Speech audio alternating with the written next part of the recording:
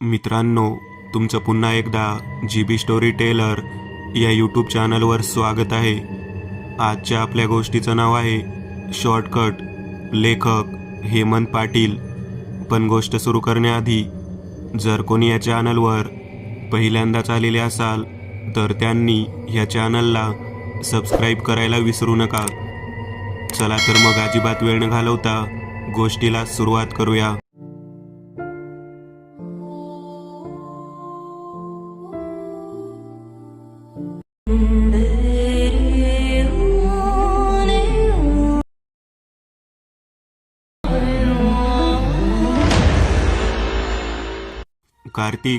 Kartik. Front passenger सीटवर बसलेल्या नेहाने कार्तिकला आवाज दिला. कार्तिक मजेत शीळ घालत गाडी चालवत होता. कार्तिकने शीळ वाजवणे थांबविले. रस्त्यावरची नजर न हलवता बोलला, "हां बोल." "कार्तिक, आर यू शुअर आपण योग्य रस्त्याने जात आहोत?" "म्हणजे काय?" "अगं हा शॉर्टकट आहे, पण मला वाटते आपण हायवेने जायला हवे होते. तू उगीच आतल्या रस्त्याने गाडी टाकली." "अगं आपण ह्या रस्त्याने लवकर पोहोचू." "तू ह्या आधी कधी ह्या रस्त्याने आला आहेस का?" "नाही, पण गुगल मॅप चुकीचे थोडीच दाखवेल." "ग्रेट. फक्त गुगल मॅपच्या भरोशावर तू हायवे सोडून ह्या आतल्या रस्त्याने गाडी घेऊन गेला." "नेहा माय डार्लिंग, ट्रस्ट मी. ह्या रस्त्याने 5-6 किलोमीटर सरळ गेलो की आपण त्याच हायवेला टच होऊ. 15 किलोमीटरचे अंतर कमी होईल." "ते ठीक आहे रे, पण हा रस्ता किती सुनसान आहे आणि रात्रही खूप झाली आहे." "का? तुला भीती वाटते आहे का?" "हो रे, मला तर आता भीती वाटायला लागली आहे." "कसली? भूताकेतांची?" "हं." "डोंट वरी डार्लिंग, घाबरू नको." "काय घाबरू नको? तुला नाही भीती वाटत?" "छे, मला आता कसली भीती नाही वाटत. 2 वर्षापासून हाडळीसोबत संसार करतोय मी. दुसरे भूत माझे काय वाकडे करू शकणार? म्हणजे मी हाडळ काय? घरी चल, तुला दाखवते हाडळ कशी असते ते." नेहा लटक्या रागाने. "अरे बापरे, हाडळ रागावली वाटते. रागात अजून भयानक दिसते." कार्तिक तिची अजून मस्करी करत होता. "गप रे, इथे मला भीती वाटते आहे आणि तुला मस्करी सुचते. उगीच घाबरते तू. मी आहे ना सोबत तुझ्या." "मग कशाला घाबरायचे?" "कार्तिक, रस्त्याकडे बघ. दुसरी एक सुद्धा गाडी नाही आहे. कुठे गाव नाही की घरे नाही. आजूबाजूला जंगल आणि घट्ट अंधार. भीती नाही वाटणार तर काय वाटेल? नको घाबरू. फक्त 15 ते 20 मिनिटे, लगेच आपण हायवेला लागू." कार्तिक गुगल मॅपकडे बघत बोलला आणि पुन्हा शीळ वाजवू लागला. "नेहा." मध्ये शीळ थांबवत कार्तिकने नेहाकडे पाहिले. "काय? गाणे म्हण ना एखादे." "गप्प बस, मूड नाही आहे माझा." "नेहा प्लीज ना." "नाही. बघ, गाणी म्हणशील तर रस्ता पण लवकर संपेल आणि तुझी भीतीही. प्लीज ना." "Okay okay. कोणते म्हणू?" "तेच आवडते, दृष्ट लागण्याजोगे सारे." "हं." नेहा आपल्या गोड गळ्याने गायला सुरू करते. "दृष्ट लागण्याजोगे सारे, गालबोटही कुठे नसे. जग दोघांचे असे रचुकी, स्वर्ग त्यापुढे फिका पडे, स्वर्ग त्यापुढे फिका पडे." नेहा तल्लीन होऊन गात होती. कार्तिक मंत्रमुग्ध होऊन ऐकत होता. असं तर तो नेहमी हे गाणे तिच्याकडून ऐकत असे, पण हे गाणे ऐकताना प्रत्येक वेळी नव्याने तो प्रेमात पडत असे. गाण्यांच्याही आणि नेहाच्याही स्वर्गाहूनही सुंदर घरटे, मनातूनही असेल मोठे. अचानक गाडीमधून कसला तरी आवाज आला आणि गाडी झटके खाऊ लागली. नेहाने गाणे थांबवले आणि कार्तिककडे पाहू लागली. गाडी झटके खात पुढे जाऊन बंद पडली. "काय झाले?" नेहाने विचारले. "गाडी बंद झाली." गाडी स्टार्ट करण्याचा प्रयत्न करीत कार्तिक बोलला. त्याने बराच प्रयत्न केला, पण गाडी काही स्टार्ट होत नव्हती. "आता या गाडीला काय झाले?" "गेल्या महिन्यातच सर्व्हिसिंग केली होती."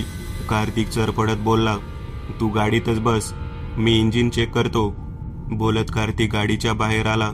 त्याने बोनेट उघडले आणि काय झाले आहे ते चेक करू लागला. बोनेट उघडताच गरम वाफ बाहेर आली. इंजिनच्या स्पार्क प्लगमध्ये काहीतरी बिघाड झाला असावा असा त्याने अंदाज बांधला. "ओ शट यार, काय झाले?" "इंजिनमध्ये प्रॉब्लेम आहे."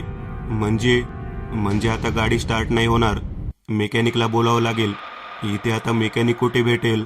"बघूया आता, रस्त्याने येणारी जाणारी कुठली गाडी भेटली तर हेल्प मागूया." "कार्तिक, मला आता जाम भीती वाटायला लागली आहे." नेहा कारच्या बाहेर आली आणि कार्तिकचा हात पकडून त्याच्या जवळ उभी राहिली. धीर धर, टेन्शन तर मलाही आले, काहीतरी मार्ग काढावाच लागेल. त्याने नेहाचा हात घट्ट हातात धरून ठेवला. बराच वेळ ते दोघे रस्त्याने कोणी येते जाते का याची वाट पाहू लागले, पण रस्ता पूर्ण सुनसान होता. आता काय करायचे कार्तिक? कोणीच नाही येत आहे मदतीला. बघूया. कार्तिक तिची भीती कमी करण्याचा प्रयत्न करीत होता. आशेने इकडे तिकडे बघू लागला. त्याला दूरवर काहीतरी उजेड दिसला. नेहा, तिकडे बघ, अंधुकसा उजेड दिसतोय. कोणाचे तरी घर असावे. हो, पण इथून थोडे दूर आहे. हो, उजेड आहे म्हणजे कोणीतरी असेल. काहीतरी मदत भेटते का ते बघूया. अरे पण असं कोणा अनोळखी लोकांकडे मदत मागणे योग्य आहे का? का काय झाले? माहीत नाही तिथे कोण राहते. ते आपल्याला मदत करतील की नाही. खूप काळजी वाटते. नेहा, आपल्याकडे दुसरा पर्याय पण नाही आहे. चल जाऊया.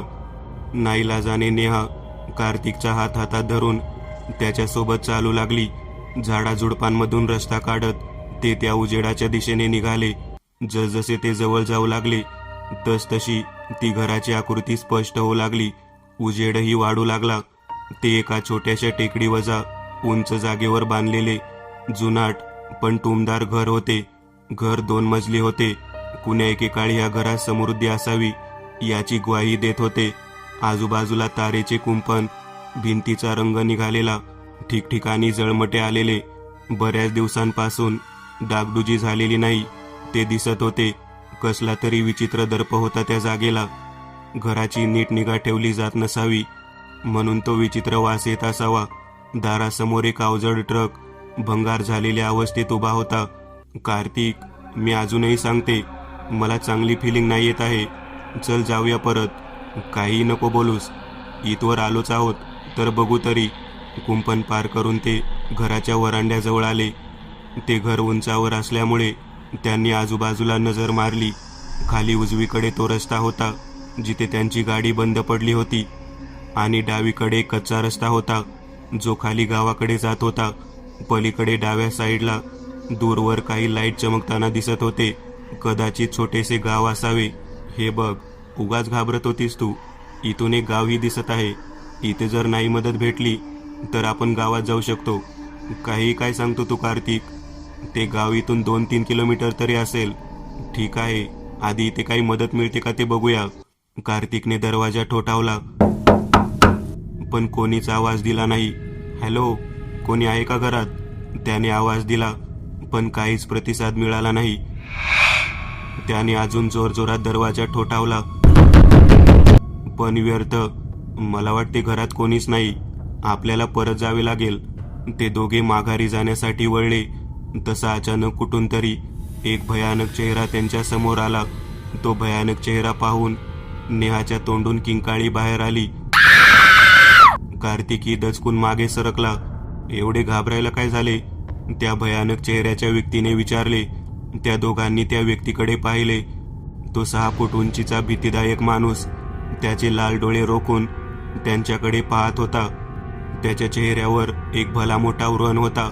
त्याच्या एका हातात लाकडी दंडुका आणि दुसऱ्या हातात टॉर्च होती. त्याने टॉर्च हनवटीच्या अशी पकडली होती की तिचा प्रकाश त्याच्या चेहऱ्यावर पडून तो अजून भीतीदायक भासत होता. कोण आहात तुम्ही आणि इथे कशाला आलात? त्याने दरडावून विचारले. आमची गाडी खराब झाली आहे, त्या तिकडे रस्त्यावर. आम्हाला मदत हवी आहे, कार्तिकने सावरून सांगितले. मदत? कसली मदत? आम्हाला मेकॅनिक कुठे मिळेल? आता रात्रीचे 11 वाजले. ह्या वेळेला तुम्हाला कुठे मेकॅनिक भेटणार? आता सकाळीच भेटेल. जवळपास काही मदत नाही भेटणार का? नाही, अंधार पडला की त्या रस्त्याकडे कोणीच जात नाही. का? डरपोक आहेत साले सगळे. असं बोलून तो गूढ हसला. साहेब, सकाळ होईपर्यंत तुम्ही आम्हाला तुमच्या घरात आश्रय देऊ शकता का? नाही, मी अनोळखी लोकांना घरात घेत नाही, त्या व्यक्तीने ठणकावून सांगितले. साहेब प्लीज, तुम्हाला काहीच त्रास होणार नाही. रात्र खूप झाली आहे आणि लेडीजला सोबत घेऊन मी रस्त्यावर थांबणे सुरक्षित नाही आहे. त्या व्यक्तीने नेहाला वरपासून खालपर्यंत निहाळले. नेहाला कसनुसत झाले. तिला तिथे थांबणेही नकोसे वाटत होते पण तिचा नाईलाज होता. बरं ठीक आहे, यात, त्या माणसाने नेहावरची नजर न हलवता सांगितले. त्या व्यक्ती पाठोपाठ नेहा आणि कार्तिक त्या घरात शिरले. त्या व्यक्तीने दाराला आतून कडी लावून घेतली. ते एका हॉलमध्ये होते. मध्यभागी एक मळकट सोफा होता. बसा, त्या माणसाने अवघडून त्या सोफ्यावर बसले. त्या माणसाने सोफ्याकडे हात करून सांगितले.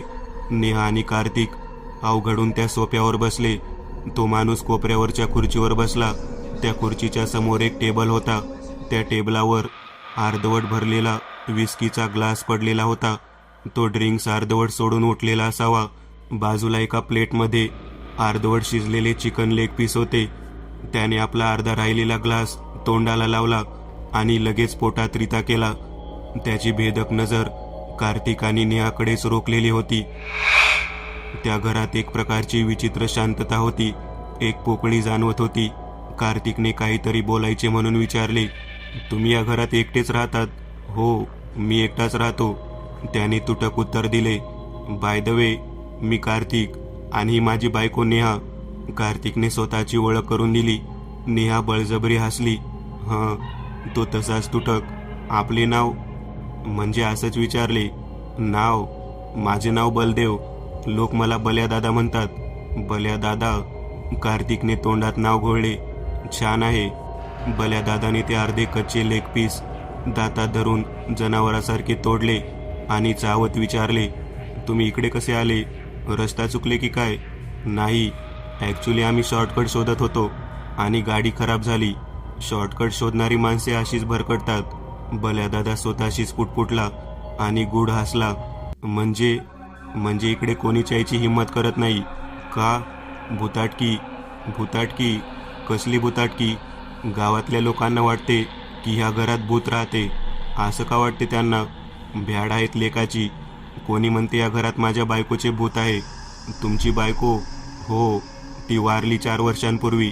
तेव्हापासून मी एकटाच राहतो इथे, भूतांसारखा. ओ, काय झाले होते त्यांना? आत्महत्या केली होती तिने. I am sorry. काही लोक म्हणतात की तिचे भूत आहे या घरात.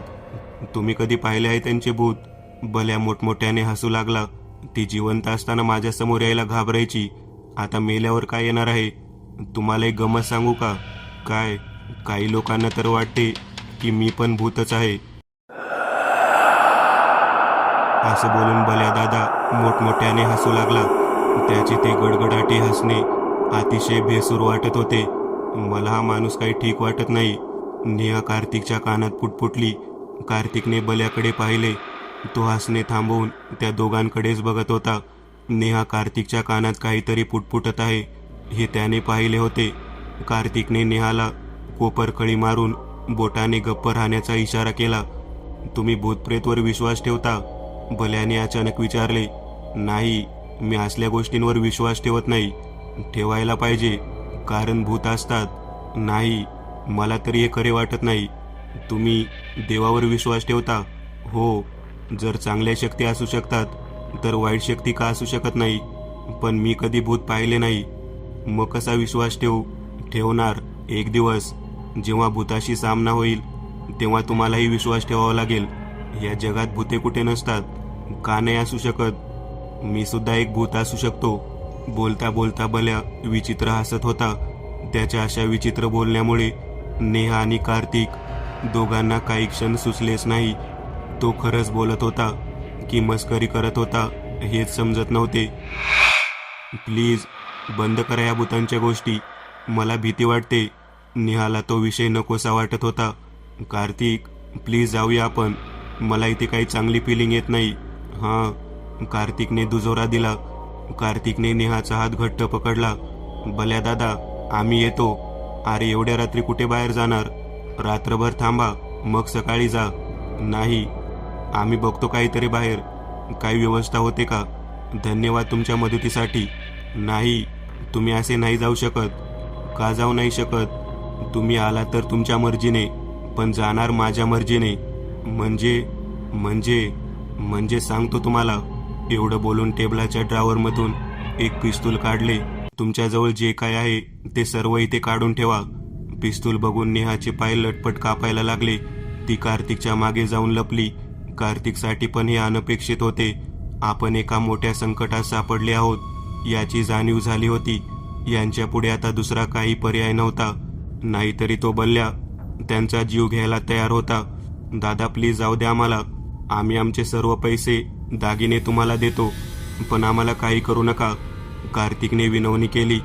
जर जीव प्यारा असेल तर सर्व तुमच्याकडे जे काय आहे ते टेबलावर काढून ठेवा. हो हो. कार्तिकने आपली पर्स टेबलावर काढून ठेवली. नेहाने आपल्या अंगावरचे सारे दागिने उतरवून ठेवले. दादा, तुम्ही सांगितल्याप्रमाणे आम्ही सर्व काढून ठेवले आहे. प्लीज आता जाऊ द्या आम्हाला.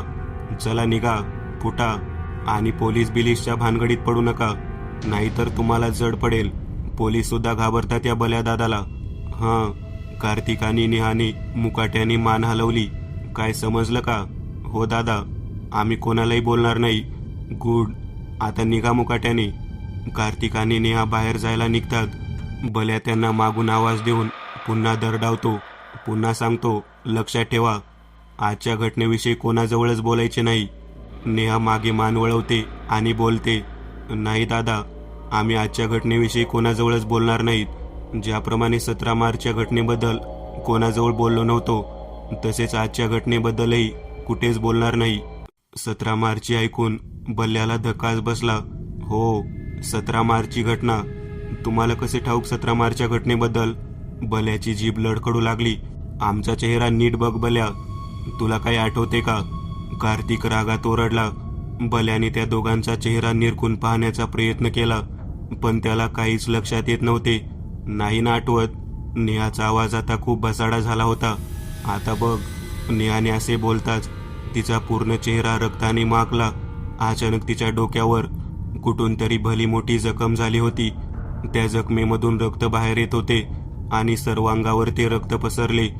तसेच कार्तिकच्या मानेपासूनही रक्ताच्या चिळकांड्या उडत होत्या. दोघांचेही कपड्यांसहित सर्व अंग रक्ताने माखले होते. त्या दोघांचे ते रक्ताळलेले चेहरे पाहताच भल्याची पाचावर धारणच बसली. ते चेहरे त्याच्या ओळखीचे होते. भल्याचे हातपाय थरथरू लागले. तोंडाला कोरड पडली. तोंडातून शब्द फुटत नव्हते. तुम्ही तेच जोडपे आहात ना? तो कसा बसा बोलू लागला. हो, आम्ही तेच आहोत. आता ओळखलं ना आम्हाला? आमचे चांगले चेहरे तुला ओळखता नाही आले, पण हे चेहरे बरोबर ओळखलेस हैवाना. नेहा विचित्र हसत बोलली. का नाही ओळखणार? या राक्षसामुळेच आपले चेहरे असे झाले होते. कार्तिक कुत्सितपणे बोलला. भल्याने थरथरत विचारले, पण तुम्ही तर मेले होते ना? आम्ही मेले नव्हतो, तर तू मारले होतेस आम्हाला. नेहा ओरडली. म्हणजे तुम्ही भूत? असे म्हणता भल्या उठून धावू लागला. भूत भूत. भल्या जीवाच्या आकंताने ओरडत दरवाजाकडे धावत सुटला. जसा तो दरवाजाजवळ पोहोचला, एका अज्ञात शक्तीने दरवाजा जोरात बंद झाला. भल्या दारावर जोरजोरात हात आपटत होता, पण दार उघडत नव्हते. भल्यानं मागे वळून पाहिले. कार्तिक आणि नेहाची आत्मा त्याच्या दिशेने येत होती. ताई, दादा मला माफ करा, मी मुद्दाम नव्हते केले, तो एक अपघात होता. भल्या हात जोडून गयावया करत होता, पण नेहा आणि कार्तिकवर त्याचा काहीच परिणाम होत नव्हता. मला बाहेर जाऊ द्या, मी पाया पडतो. भल्या रडकुंडीला आला. माझी चूक झाली होती, पण मी जाणून बुजून नव्हते केले. जाणून बुजून नव्हते केले काय? पुन्हा एकदा नीट आठव. नेहा पुन्हा ओरडली. भल्या 17 मार्चची घटना आठवू लागला. साधारण 5 महिन्यांपूर्वीची घटना होती. त्या दिवशी 17 मार्चचा दिवस होता. नेहमीप्रमाणे भल्या दादाचे त्याच्या बायकोशी भांडण झाले. भल्या दादा एक ट्रक ड्रायव्हर होता. भल्याकडे एक ट्रक होता जो तो स्वतः चालवायचा, पण मंदाला म्हणजे भल्याच्या बायकोला त्याचे दारू पिऊन ट्रक चालवणे आवडत नसे, म्हणून त्याचे नेहमी झगडे व्हायचे. मंदा भल्याच्या रोजच्या पिण्याच्या सवयीला वैतागली होती. त्या दिवशी रात्री भल्या ट्रक घेऊन डिलिव्हरीसाठी जाणार होता आणि भल्या दुपारपासूनच प्यायला बसला होता. पिल्यानंतर तो हैवान होत असे. आजही त्याने मंदावर हात उचलला. तुम्ही जर पिणे बंद नाही करणार तर एक दिवस मी माझ्या जीवाची काही बाई करून घेईल. मंदाने धमकी दिली. तुला काय करायचे ते कर, माझ्या डोक्यात जाऊ नको. भल्या डाफरला. तसाच नशेत ट्रक घेऊन डिलिव्हरीला निघाला. इकडे गाडीने फिरायला निघालेले नेहा आणि कार्तिक घराकडे परत निघाले होते. रात्रीचा उशीर झाला होता. सुनसान रस्ता होता. नेहाच्या चेहऱ्यावर एक वेगळेच तेज होते. खूप आनंदात दिसत होती ती. रेडिओवर गाणे वाजत होते. दृष्ट लागण्याजोगे सारे, गाल बोटही कुठे नसे, जग दोघांचे असे रचुकी, स्वर्ग त्यापुढे फिका पडे, स्वर्ग त्यापुढे फिका पडे. आज मॅडम खूप खुशीत दिसत आहेत, कार्तिकने विचारले. हां काय हो आहे मी खुशीत. का, काय झाले? मला असे वाटते की साऱ्या जगाला ओरडून सांगावे, आज खूप आनंद झाला आहे. अगं पण कसला आनंद झाला आहे ते तर सांग. आहे एक सिक्रेट आहे. कसले सिक्रेट? आहे एक, सांग ना यार. कार्तिक आता उतावीळ झाला होता. नंतर सांगेन. चल ना, आता जास्त भाव नको खाऊ. सांग ना, खरंच सांगू. बोल ना यार पटकन. बरं तर ऐक. असं बोलून नेहा कार्तिकच्या कानाजवळ आली आणि त्याच्या कानात काहीतरी सांगणार. तोच तिला समोर एक भरधाव ट्रक येताना दिसला. तो ट्रक जोरात येऊन त्यांच्या गाडीला धडकला. काही काळाच्या आतच दोघेही कारच्या बाहेर फेकले गेले. काही क्षणातच त्यांच्या कारचा चेंदामेंदा झाला होता. नेहाच्या डोक्याला मोठी जखम झाली होती. तिथून खूप रक्तस्राव होत होता. कार्तिकच्या मानेत एक रॉड घुसला होता. दोघांच्या डोळ्यासमोर अंधारी आली होती. त्यांनी डोळे किलकिले करून ट्रककडे पाहिले. ट्रकला फारसे नुकसान झाले नव्हते. ट्रक ड्रायव्हर बल्या होता. त्याची नशा खाडकन उतरली. दादा, वाचवा आम्हाला, हॉस्पिटलमध्ये घेऊन चला आम्हाला. कार्तिकने बल्याला विनवणी केली. बल्याला काय करावे ते सुचत नव्हते. त्याच्या हातून मोठा गुन्हा घडला होता. पोलिसांचे लचाण मागे लागले असते. तो खूप घाबरला. भीतीने आपला ट्रक घेऊन सुसाट वेगाने निघून गेला. कार्तिकाने नेहाला तिथे सोडून मरायला. बल्याच्या डोळ्यापुढे ती 17 मार्चची घटना सरसर पुढे सरकली. तू आम्हाला तिथेच मरायला सोडून पळून गेलास. थोडीशी माणुसकी दाखवली असतीस तर आज आम्ही जिवंत राहिलो असतो. नेहाची आत्मा रागात किंचाळली. ताई, चुकी झाली माझ्या हातून. यावेळेस माफ करून द्या. मी तुमच्या दोघांचा अपराधी आहे. चूक नाही तर तू गुन्हा केला होतास. निष्काळजीपणे दारू पिऊन गाडी चालवणे हा पहिला अपराध. आम्हाला मध्यरात्री मरायला सोडून देऊन पळून गेलास. अपराधी नाही, खुनी आहेस तू. आणि 2 नाही 3 खून केलेस तू. नेहाचा आवाज वाढत चालला होता. आता तिचा आवाज चौफेर घुमत होता. 3 खून? भल्या असमंजसमध्ये पडला. हो, 3 खून. 3रा खून आमच्या बाळाचा. त्याच दिवशी मला समजले होते की आम्ही आई बाबा बनणार होतो. हीच आनंदाची बातमी मी कार्तिकला सांगणार होती, पण तू आमचा आनंद आमच्यापासून हिरावून नेलास. तुला शिक्षा मिळायला हवीच. बोलता बोलता नेहाची आत्मा रडू लागली. बल्याला काय करावे तेच कळत नव्हते. तो सुन्न होऊन एका कोपऱ्यात जाऊन बसला. आपल्या चुकीचा त्याला पश्चाताप वाटू लागला. तोंडातून शब्द फुटत नव्हते. डोके बधीर झाले होते. दुसऱ्या दिवशी गावात एक वेडा फिरत होता.